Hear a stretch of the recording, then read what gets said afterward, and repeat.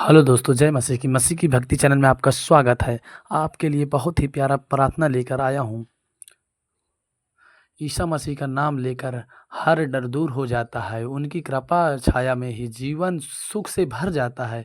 सच्चे दिल से जो पुकारे वो उसके पास आते हैं। उनके प्रेम की रोशनी में ही सब अंधेरा मिट जाता है। ईसा मसीह का संदेश है प्रेम और सेवा करना, दुखियों की मदद करके जीवन को उजाला करना। उनकी राह पर चलकर ही सच्ची सुखी मिलती है। उनकी आशीर्वाद से ही हर मुश्किल आसान हो जाता है।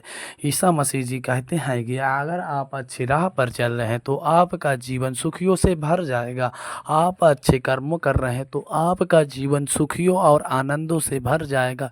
अगर आप किसी से बुराई नहीं लेते तो आपका जीवन खुशियों से और आनंदों से भर जाएगा। प्रभु यीशु मसीह का कहना है कि अगर आप सच्चाइयों पर चल रहे हैं तो आपका जीवन खुशियों से भर जाएगा और आनंद से आप टहलने लगेंगे और आपके जीवन में सदैव सुख रहेगा। ईसा मसीह जी का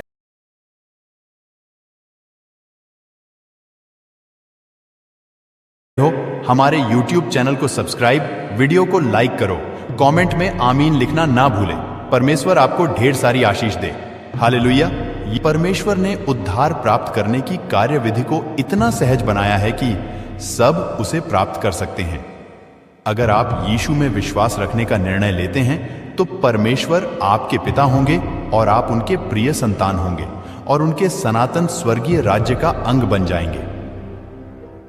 यीशु का बलिदान हमें परमेश्वर के पास वापस लाने का एकमात्र मार्ग था, क्योंकि पाप हमें उनसे अलग करता है।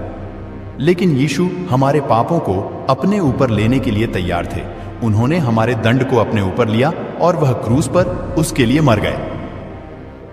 हर कोई जो उन पर विश्वास करने का विकल्प चुनता है उस पर दंड आज्ञा नहीं है, इसीलिए वो बचाया जाता है और वो सच्चा मसीहा बन जाता है। परमेश्वर फिर आपको यीशु के माध्यम से देखते हैं और उनके सामने आपका कोई भी पाप या अपराध नहीं है। यह हम में से प्रत्येक के लिए परमेश्वर की ओर से एक मुफ्त उपहार है। यह अद्भुत अनुग्रह है। दोषी लोगों को निर्दोष ठहराने के लिए एक को बलिदान किया गया था, परंतु जितनों ने उसे ग्रहण किया उसने उन्हें परमेश्वर के संतान होने का अधिकार दिया, अर्थात उन्हें जो उसके नाम पर विश्वास रखते हैं। यूहन्ना 1:12। हर एक व्यक्ति को परमेश्वर से दूर जाने के परिणाम जानने का अधिकार है। यह बताया जाना चाहिए कि परमेश्वर उन सभी के प्रिय पिता हैं जिन्होंने यीशु को मुक्तिदाता के रूप में स्वीकार किया है, लेकिन यह भी बताया जाना चाहिए कि जो उनसे दूर जाते हैं वे उन्हें एक दिन न्यायाधीश की तरह देखेंगे। उस समय कोई दूसरा मौका नहीं होगा, पछतावे की कोई संभावना नहीं होगी।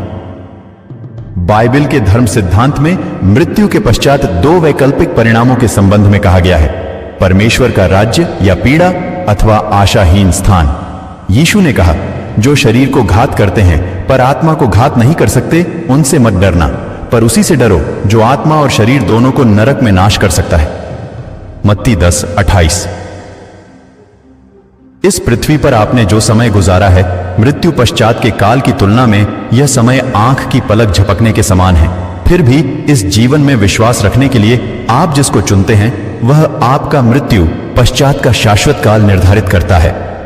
यह आपकी पसंद है जो निर्धारित करता है कि आप अनंत काल कहां बिताएंगे। यह सबसे महत्वपूर्ण निर्णय है जिसे आपको कभी भी करना होगा, इसलिए कृपया इसे ध्यान से समझें। यीशु ने कहा, यदि मनुष्य सारे जगत को प्राप्त करे और अपने प्राण की हानि उठाए तो उसे क्या लाभ होगा। मत्ती 16:46। बस जैसे आप हैं, आपको मसीहा होने के लिए क्या चाहिए?